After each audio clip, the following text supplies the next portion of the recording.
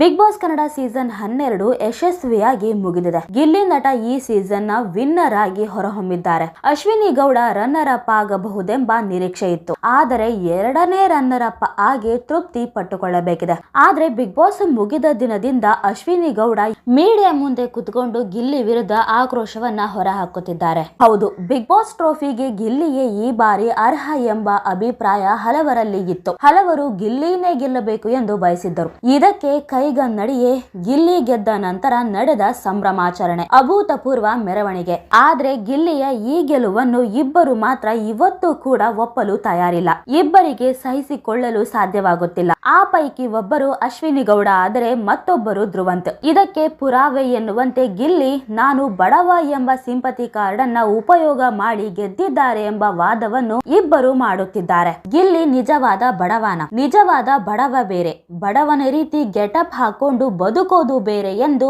ಅಸಮಾಧಾನವನ್ನ ವ್ಯಕ್ತಪಡಿಸಿದ್ದಾರೆ. ಬಡವರ ಮಕ್ಕಳು ಬೆಳೆಯಬೇಕು ಅನ್ನೋದು ನಮ್ಮ ಡಾಲಿ ಧನಂಜಯ್ ಅವರ ಡೈಲಾಗ್. ಆದ್ರೆ ಗಿಲ್ಲಿ ನಿಜವಾದ ಬಡವನ, ಅದು ಬಹಳ ಮುಖ್ಯ ಆಗುತ್ತೆ. ನಿಜವಾದ ಬಡವ ಬೇರೆ, ಬಡವನ ತರ ಗೆಟಪ್ ಹಾಕೊಂಡು ಬದುಕೋದು ಬೇರೆ. ಬಹುಶಃ ಅವರ ಆಟ ಎಲ್ಲರಿಗೂ ಇಷ್ಟ ಆಗಿದೆ ಅಂತ ಹೇಳೋಕೆ ನಾನು ಇಷ್ಟಪಡ್ತೀನಿ. ಗಿಲ್ಲಿ ಬಡವ ಅಂತ ಹೇಳೋದು ತಪ್ಪಾಗುತ್ತೆ.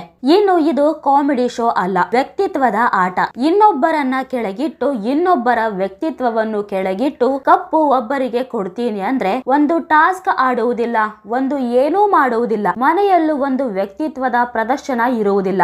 ಅವರಿವರನ್ನು ಕೆಳಗಿಟ್ಟು ಮಾತಾಡೋದು ಅಷ್ಟೇ. ಅಂತಹ ವ್ಯಕ್ತಿಯನ್ನ ನೀವು ಗೆಲ್ಲಿಸ್ತೀರಾ, ಅಂತಹ ವ್ಯಕ್ತಿಗೆ ನೀವು ಕಪ್ಪು ಕೊಡ್ತೀರಾ ಅಂದ್ರೆ ಏನು ಅರ್ಥ? ಗಿಲ್ಲಿ ಬಡವ ಅಲ್ಲ, ಬಡವನ ರೀತಿ ನಾಟಕ ಮಾಡಿ ಗೆದ್ದಿದ್ದಾನೆ ಎಂದು ಅಶ್ವಿನಿ ಗೌಡ ಆಕ್ರೋಶವನ್ನ ಹೊರಹಾಕುತ್ತಿದ್ದಾರೆ. ಇನ್ನು ಸಂದರ್ಶನಗಳಲ್ಲಿ ಮಾತನಾಡುತ್ತಾ ಅಶ್ವಿನಿ ಗೌಡ ಅವರು ಮತ್ತೊಂದು ಮಾತನ್ನ ಹೇಳಿದ್ದಾರೆ. ಇದೀಗ ಓಟ್ಗಳ ಲೆಕ್ಕ ಹೊರಗಿಟ್ಟರೆ ನಾನೇ ವಿನ್ನರ್ ಎಂದು ಸಂದರ್ಶನವೊಂದರಲ್ಲಿ ಹೇಳಿದ್ದಾರೆ. ಗಿಲ್ಲಿ ಕ್ರೇಜ್ ಆತನಿಗೆ ಬಿದ್ದಿರುವ ಮತಗಳ ಬಗ್ಗೆ ಯಾರಿಗೂ ಅನುಮಾನ ಇಲ್ಲ.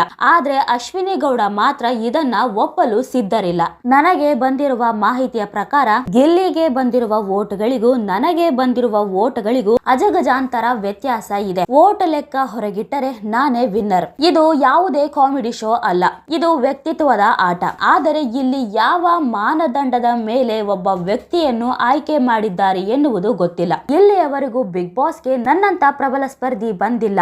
ಆ ಹೆಮ್ಮೆ ನನಗೆ ಇದೆ. ಈ ಸಲ ಸುದೀಪ್ ಸರ್ ಹೆಣ್ಣು ಮಕ್ಕಳ ಕೈ ಮೇಲೆ ಎತ್ತುತ್ತಾರೆ ಎಂದುಕೊಂಡಿದ್ದೆ, ಆದರೆ ನನ್ನ ಕೈ ಬಿಡ್ತಾರೆ ಅಂತ ಅಂದುಕೊಂಡಿರಲಿಲ್ಲ ಎಂದು ಬೇಸರವನ್ನ ವ್ಯಕ್ತಪಡಿಸಿದ್ದಾರೆ. ಗಿಲ್ಲಿ ಬಿಗ್ ಬಾಸ್ ಆಟವನ್ನ ನೋಡಿಕೊಂಡು ಬಂದಿದ್ರು. ಗಿಲ್ಲಿ ಆ ಗೇಮ್ ಸ್ಟ್ರಾಟಜಿಯನ್ನ ಇಟ್ಕೊಂಡು ಬಂದಿದ್ರು. ಅವರು ಎಲ್ಲೂ ಟಾಸ್ಕ್ ಆಡಿಲ್ಲ. ಇಡೀ ಮನೆಯಲ್ಲಿ ಗಿಲ್ಲಿ ವ್ಯಕ್ತಿತ್ವವೇನು ಅನ್ನೋದು ಯಾರಿಗೂ ಗೊತ್ತಿಲ್ಲ. ಬರೀ ಅಶ್ವಿನಿ ಗೌಡ ಜೊತೆ ಜಗಳ ಆಡೋದು, ಇಲ್ಲ ಅಶ್ವಿನಿಯನ್ನ ಕೆಳಗಿಟ್ಟು ಗಿಲ್ಲಿ ಆಟ ಆಡಿದ್ದು ಬಿಟ್ಟರೆ ಬೇರೆ ಕಡೆ ಗಿಲ್ಲಿ ಎಲ್ಲಿಯೂ ಕಾಣಿಸಿಕೊಂಡಿಲ್ಲ.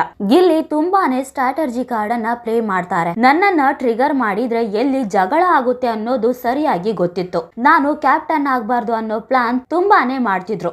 ನಾನು ಸರಿಯಾಗಿ ಆಟ ಆಡದೆ ಇರುವಂತೆ ಮೈಂಡ್ ಡೈವರ್ಟ್ ಮಾಡ್ತಿದ್ರು ಅಂತ ಅಶ್ವಿನಿ ಗೌಡ ಅವರು ಹೇಳಿಕೊಂಡಿದ್ದಾರೆ. ಈ ಒಂದು ಹೇಳಿಕೆಗೆ ಕಾವ್ಯ ಅವರು ತಿರುಗೇಟನ್ನ ಕೊಟ್ಟಿದ್ದಾರೆ. ಎಸ್, ಬಿಗ್ ಬಾಸ್ ಟ್ರೋಫಿ ಗೆದ್ದ ಗಿಲ್ಲಿಗೆ ಕಾವ್ಯ ಅಭಿನಂದನೆಯನ್ನ ತಿಳಿಸಿದ್ದಾರೆ. ತಮ್ಮ ಇನ್ಸ್ಟಾಗ್ರಾಮ್ ನಲ್ಲಿ ಪೋಸ್ಟ್ ಮಾಡಿ ಬರೆದುಕೊಂಡಿದ್ದಾರೆ. ಜೊತೆಗೆ ಅಶ್ವಿನಿ ಗೌಡಗೆ ಪರೋಕ್ಷವಾಗಿ ತಿರುಗೇಟನ್ನ ನೀಡಿದ್ದಾರೆ. ಗಿಲ್ಲಿ ಫೋಟೋವನ್ನು ಪೋಸ್ಟ್ ಮಾಡಿರುವ ಕಾವ್ಯ, ಬಡವರ ಮಕ್ಕಳು ಬೆಳಿಬೇಕು ಕಣ್ರಯ್ಯ, ಹೇ ಗಿಲ್ಲಿ ಕಂಗ್ರಾಟ್ಸ್ ಕಣೋ, ನೀನು ಇದಕ್ಕೆ ಅರ್ಹ. ಝೀರೋದಿಂದ ಹೀರೋ ಈಗ ಇನ್ನು ಸಾಕಷ್ಟು ಸಾಧಿಸಬೇಕು. ಆದಷ್ಟು ಬೇಗ ಆಕ್ಷನ್ ಕಟ್ ಹೇಳುವಂತಾಗಲಿ. ತುಂಬಾ ಒಳ್ಳೇದಾಗ್ಲಿ ಎಂದು ಕಾವ್ಯ ಬರೆದುಕೊಂಡಿದ್ದಾರೆ. ಬಡವರ ಮಕ್ಕಳು ಬೆಳಿಬೇಕು ಕಣ್ರಯ್ಯ ಎನ್ನುವ ಸಾಲು ಅಶ್ವಿನಿ ಗೌಡಗೆ ಕೌಂಟರ್ ಕೊಡಲು ಬಳಸಿದ್ದಾರೆ ಎಂದು ಅಭಿಮಾನಿಗಳು ಕಮೆಂಟ್ ಮಾಡುತ್ತಿದ್ದಾರೆ. ಇನ್ನು ಮೊದಲಿನಿಂದಲೂ ಅಶ್ವಿನಿಗೂ ಹಾಗೂ ಕಾವ್ಯಗೂ ಅಷ್ಟಕ್ಕಷ್ಟೇ. ಬಿಗ್ ಬಾಸ್ ಮನೆಯಿಂದ ಹೊರಗೆ ಬಂದ ಮೇಲೆ ಗಿಲ್ಲಿ ಬ್ಯುಸಿ ಇರುವ ಕಾರಣ ಅಶ್ವಿನಿ ಗೌಡ ಅವರ ಈ ಒಂದು ಹೇಳಿಕೆಗೆ ಕಾವ್ಯ ತಿರುಗೇಟನ್ನ ಕೊಟ್ಟಿದ್ದಾರೆ. ಇಲ್ಲೂ ಕೂಡ ಕಾವ್ಯ ಗಿಲ್ಲಿಯನ್ನ ಬಿಟ್ಟು ಕೊಡಲಿಲ್ಲ ಎಂದು ಫ್ಯಾನ್ಸ್ ಕಮೆಂಟ್ ಅನ್ನ ಮಾಡ್ತಿದ್ದಾರೆ. ನೋಡಿದ್ರಲ್ಲ ವೀಕ್ಷಕರೇ, ಅಶ್ವಿನಿ ಗೌಡ ಗಿಲ್ಲಿ ಬಗ್ಗೆ ಹೇಳ್ತಿರುವಂತ ಈ ಒಂದು ಹೇಳಿಕೆಗಳು ಎಷ್ಟು ಸರಿ ಎಷ್ಟು ತಪ್ಪು, ಇದರ ಬಗ್ಗೆ ನಿಮಗೇನ್ ಅನ್ಸುತ್ತೆ ಅಂತ ನೀವು ಕೂಡ ಕಮೆಂಟ್ ಮೂಲಕ ತಿಳಿಸಬಹುದು.